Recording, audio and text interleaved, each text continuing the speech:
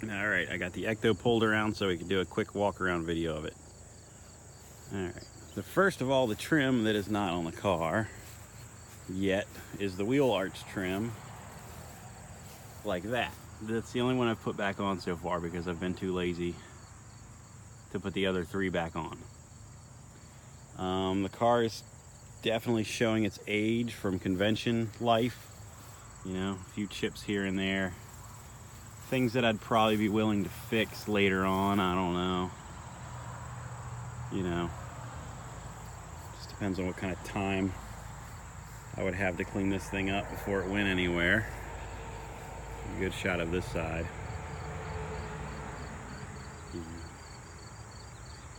This ladder is a stainless steel pool ladder, and I cut it to contour the car so it didn't stick out awkwardly. You see it goes with the roof line pretty well.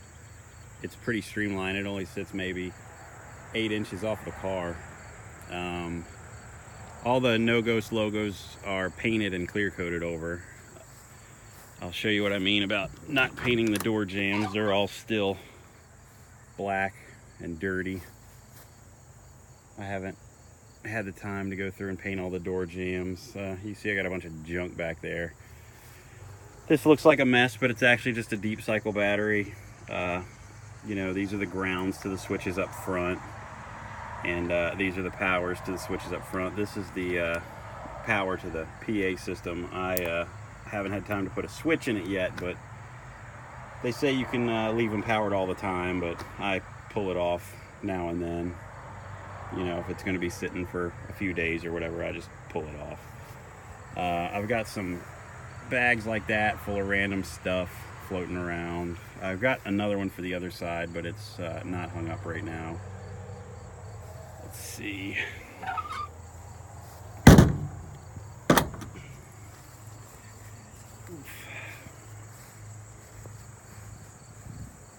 All the lights and everything work. I'll show that here in a second. The hood ornament, obviously, it's got the 3D printed little ghost. You can see how filthy the car is. I haven't even washed it yet. It's been sitting in my driveway for a week. Poor thing. It's tagged, insured, registered, road legal, all that good stuff. The tops on these are actually fiberglass, and mine is painted. And you could see there's a line through here where the fiberglass top mates to the rest of the car. And it's got some cracks in it. You know, stuff that, like I said, I might be willing to fix some of that, but it's just part of how the car is, you know. I opted to get rid of the vinyl top for a reason. All right, let's start it up.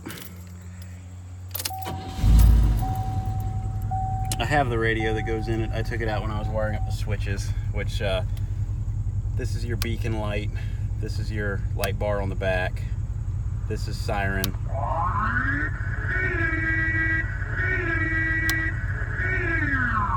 These are nothing. And then this switch up here turns on your alternator, so it'll run power from your alternator to your deep cycle battery in the back, so it doesn't kill your whole system while it's running. The seats are not bad.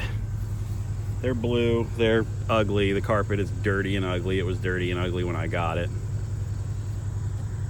Got a beacon light, and then it's got an amber light bar. I chose to run amber so I wouldn't have any issues with local authority, even though they don't bother this car anyway. It's got turn signals wired into the light bar. These lights here are turn signals and stop lights. So I'll turn off the light bar and turn on my emergency flashers so you can see how they work.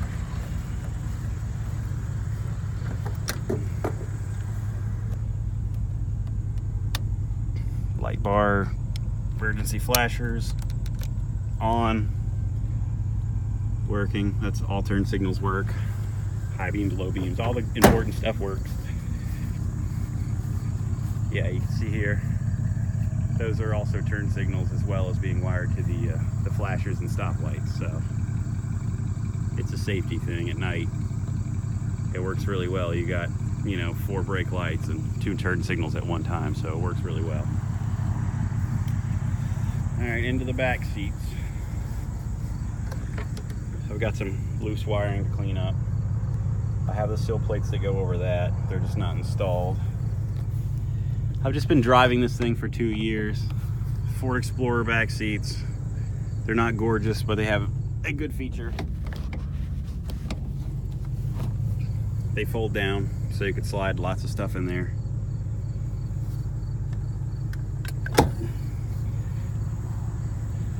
All in all, I would definitely consider the car a project still, because it does need some cleaning up. I mean, it's good for events. Nobody notices the small things as much as I do.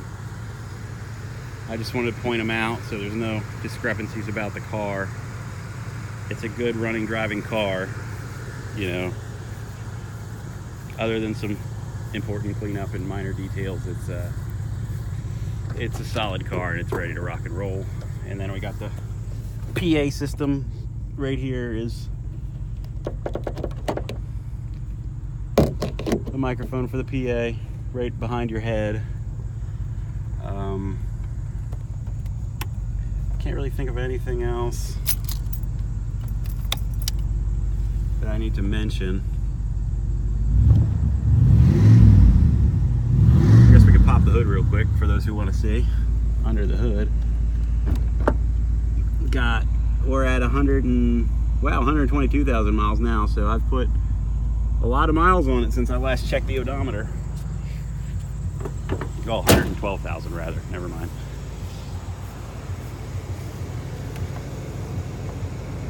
Get this hood up. Oof. All right, motor's pretty clean. Alternator's fairly recent. Brake all works good. Battery's new. What else?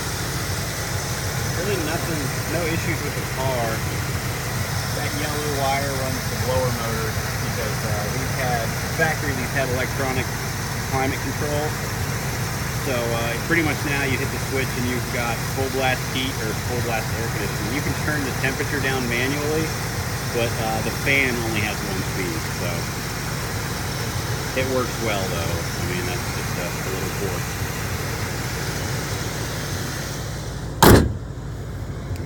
Turn the guy back before you open the hood or else you'll bash him.